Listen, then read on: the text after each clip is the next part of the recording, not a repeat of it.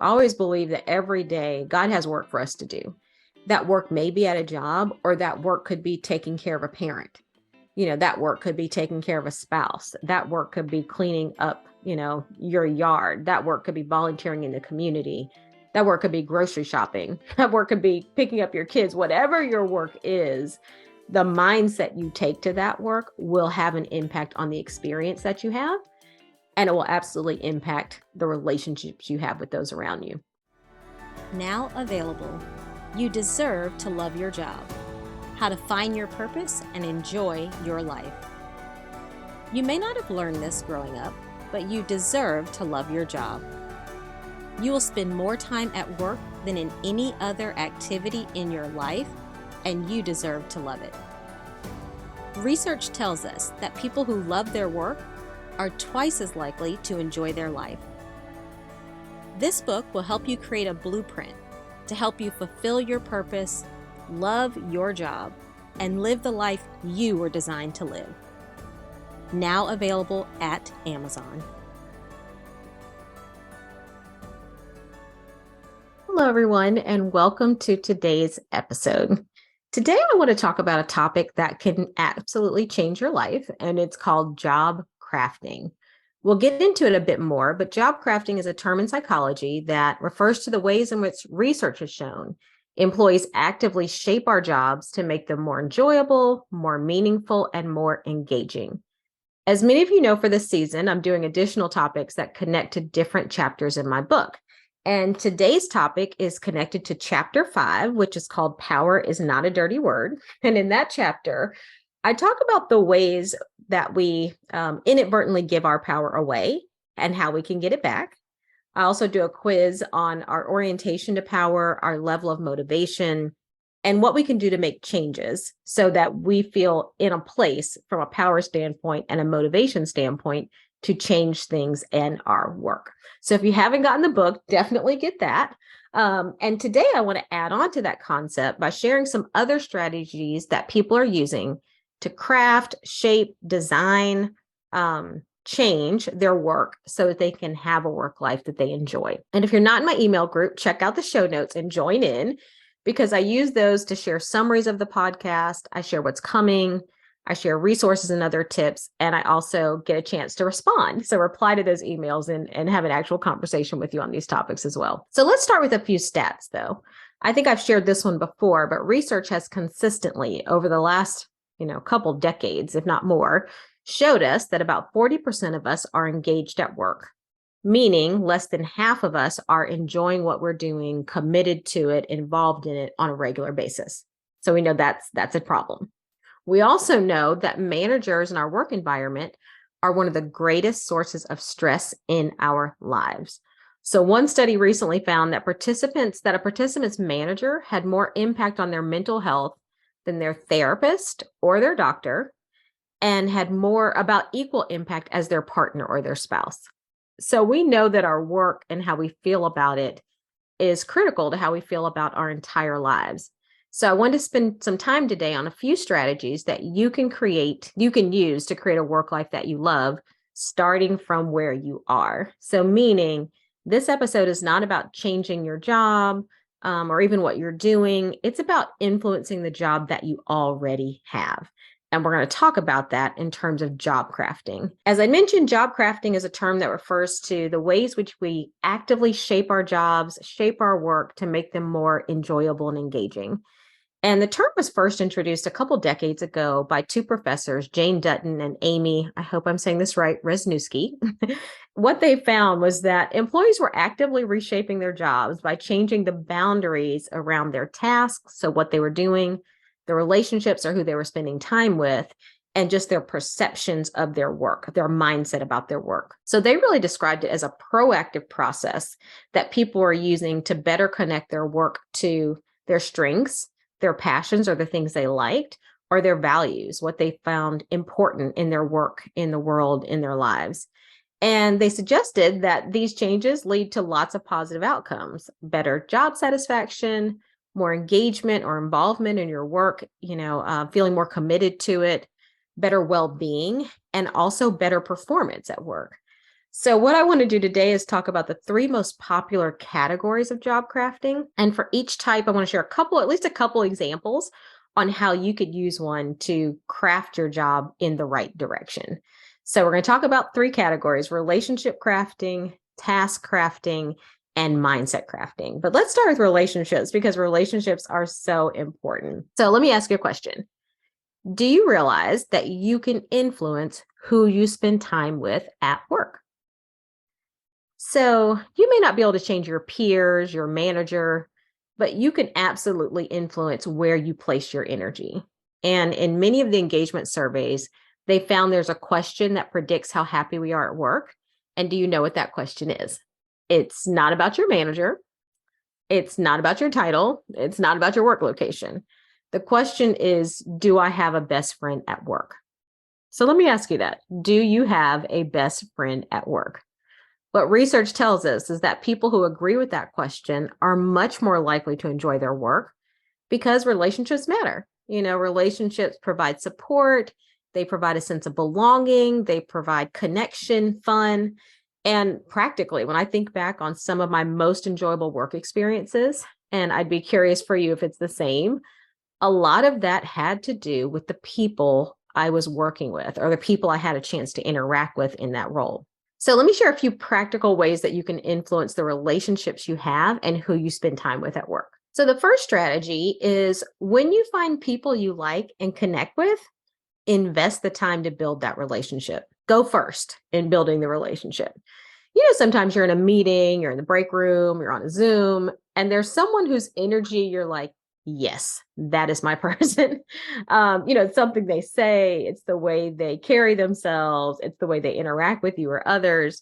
And when you find that, go first, reach out to them. If they're local, schedule a coffee with them, begin forging a relationship with the people you like. Does it take extra time? Yes, it does. And is it worth it? Yes, it absolutely is. This happened to me actually today. I was on a call with a group of people who were considering doing a book signing event together. And there was someone on the call who I'd actually had other kind of more distant interactions with, but I'd always liked their energy. And today they mentioned they're an industrial organizational psychologist, which is what I am. So I was like, oh, that's it. So I, she sent a note saying, oh my goodness, I'm an IO psychologist too in the chat. And I was like, oh my goodness, we have to connect. So she sent me her phone number and the call ended about, 20 minutes before the top of the hour. So I called her. I picked up the phone and called her. I was like, I can't believe we're in the same field. We didn't know this. We just chatted for a few minutes, but we're going to see each other again pretty soon because of this event we're planning. And, that's kind of an example of that, of when you find people you connect with, someone's energy you like, take the time, invest the time, build the relationship into more than, oh yeah, I really like that person, or oh yeah, that person seems nice. Like invest the time to actually turn it into a real relationship because it will pay you lots of dividends in your work environment. So that's the one, go first when you find those people. The second strategy you can use is to find people you like through things you like to do. So, I met some of my best friends in a women of color employee resource group. So, employee resource groups are groups of people who work together in a volunteer capacity, usually to support some agenda. So, this was about women of color at work. They may be one for differently abled, for the Asian community, whatever it is, but it's an employee resource group. And I was in the women of color group. And I signed up to be on a committee around training and development. And lo and behold, I was connected with other people who also had a passion for training and development, for career growth, for just kind of continuous improvement and learning. And several of those people are my best friends today. So, sometimes you got to lean into the things that you like doing. And through those things, even if they feel extra at work, through those things, you can find people you really want to connect with. I also I remember in many work assignments, I volunteered to lead what was called the coaching practice for my team. And leading the coaching practice meant that I was, when someone needed a coach in the group I was supporting, I would hire the coach or, train or manage the invoices, all those things around coaching. And it was essentially extra work because it wasn't a defined part of my job. It was more like an assignment that someone took on the team. But of course, I wanted to do it because I loved coaching. It helped me a lot, even as I moved into this business. But outside of that, just being at work, it helped me connect with other people who also valued and loved coaching.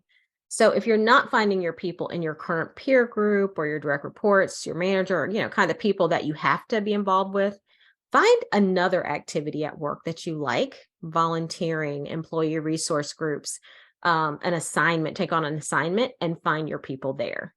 Because having relationships and people you like to work with will dramatically change how you feel about your work environment. So that's the first one, which is relationships.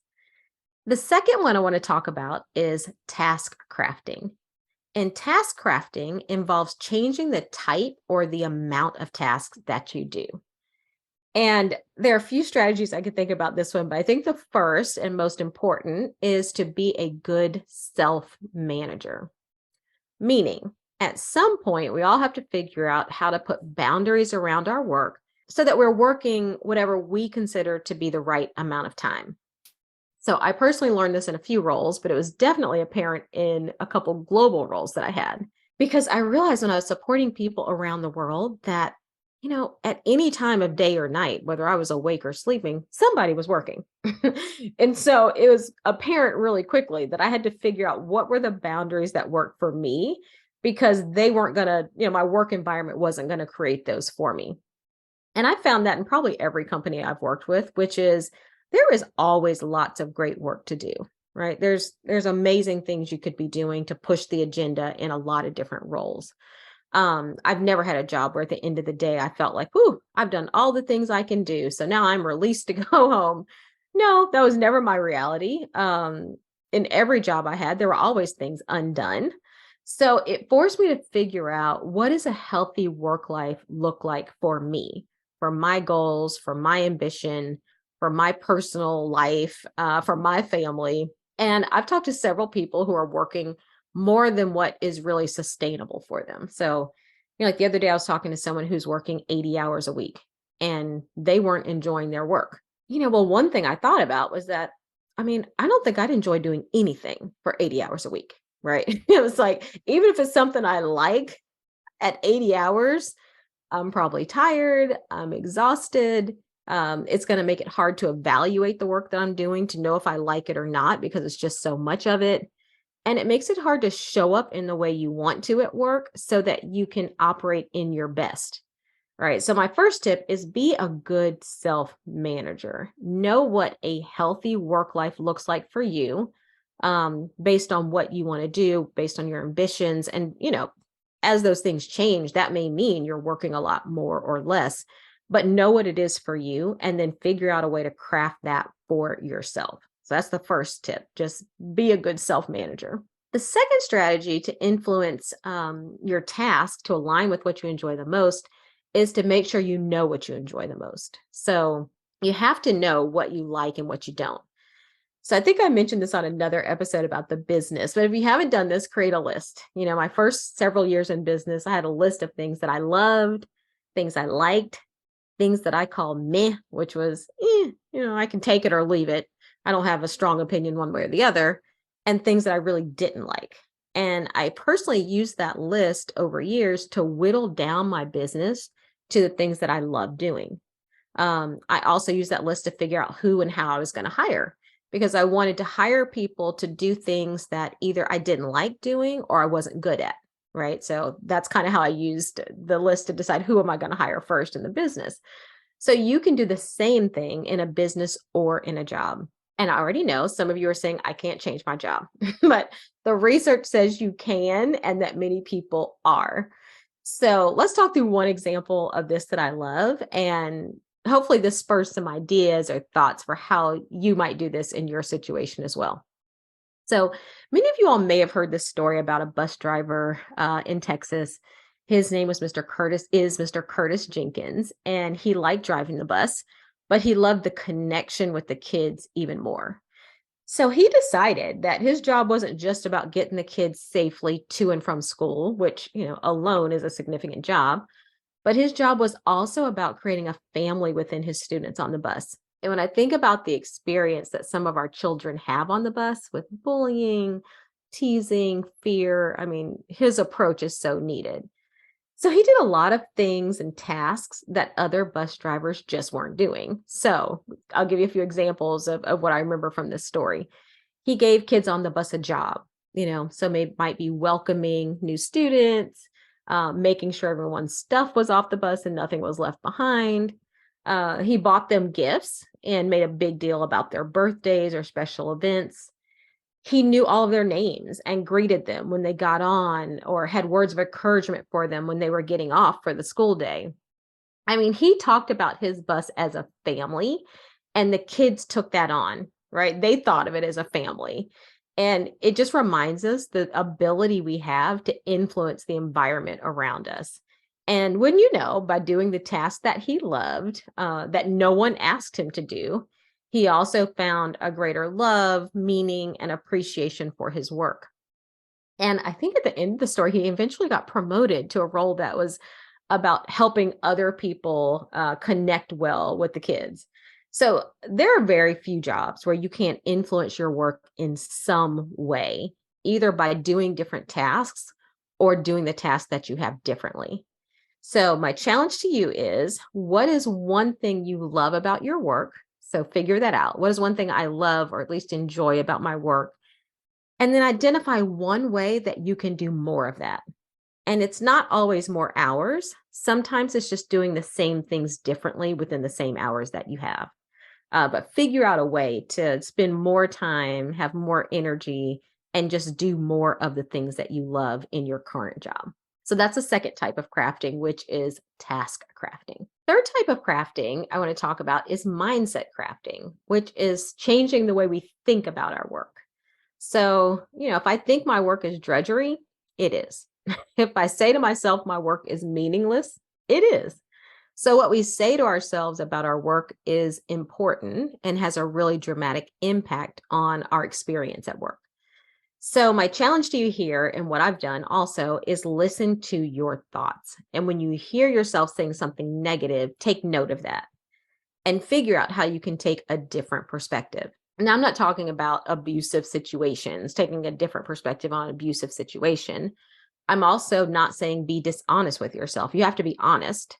But lots of what we're doing is we're choosing the negative perspective about a situation. So think of it as, is the glass half full or is the glass half empty? Many times when it comes to work, we choose half empty, and that leads to certain thoughts and a certain experience we have at work. And there's a concept in psychology called ants, which are automatic negative thoughts. And based on our experiences, or, sometimes if we've been in a really difficult situation for a while, or just our orientation towards life, we can create automatic negative thought patterns or ants. And I like to remember the visual of this, which is ants walking along a well-grooved path. And sometimes there are triggers for the ants to start, right? So every time I walk into a job, I say, I hate this job. That can become an automatic negative thought that drives how I feel about work every time I walk in the door. If every time I turn on my computer or get ready to join a Zoom, I say, these people get on my nerves. Trust and believe those people are going to get on my nerves, and those people are going to get on your nerves. And I remember kind of doing this mindset change at a job.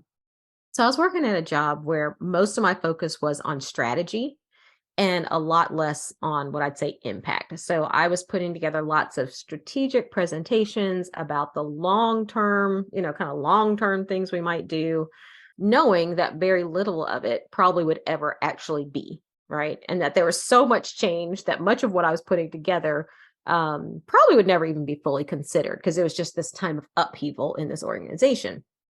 And when you're doing work that you don't think has an impact, that can be demotivating. And I found myself saying to myself, this is a waste of time. And I believe that. And in some ways, I was accurate. Again, back to the honesty.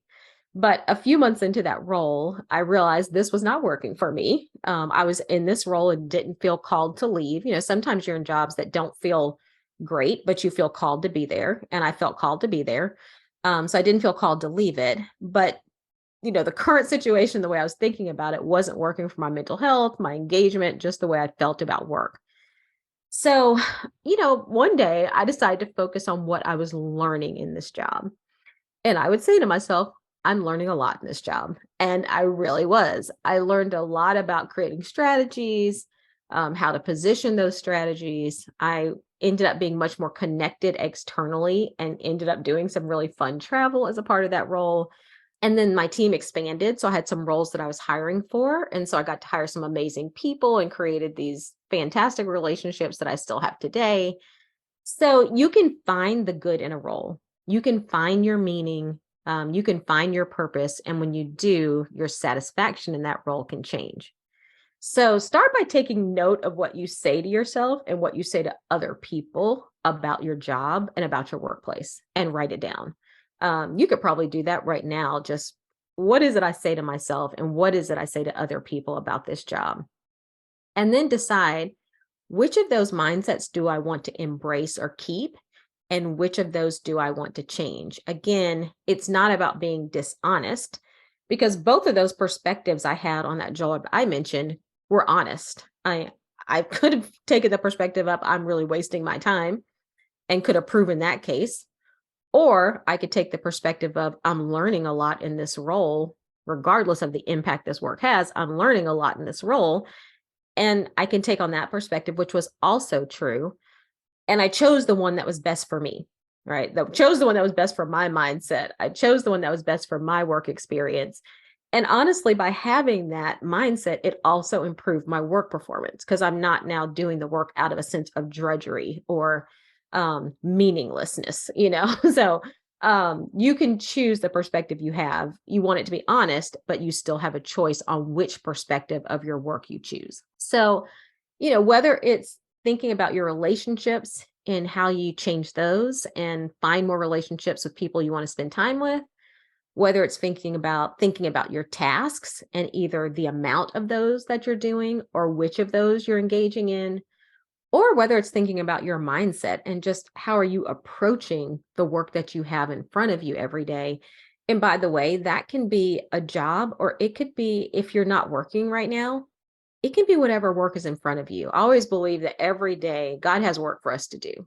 That work may be at a job or that work could be taking care of a parent. That work could be taking care of a spouse. That work could be cleaning up, your yard. That work could be volunteering in the community. That work could be grocery shopping. That work could be picking up your kids. Whatever your work is, the mindset you take to that work will have an impact on the experience that you have. And it will absolutely impact the relationships you have with those around you. So, my challenge to you is create, craft, influence the work you have by changing either the relationships, the task, or your mindset.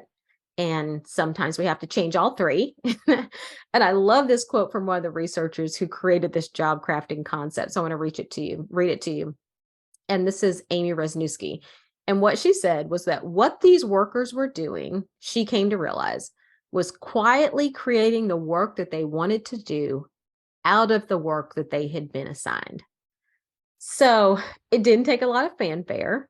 Much of these things are things we can either do ourselves or, do without anyone else's input or approval.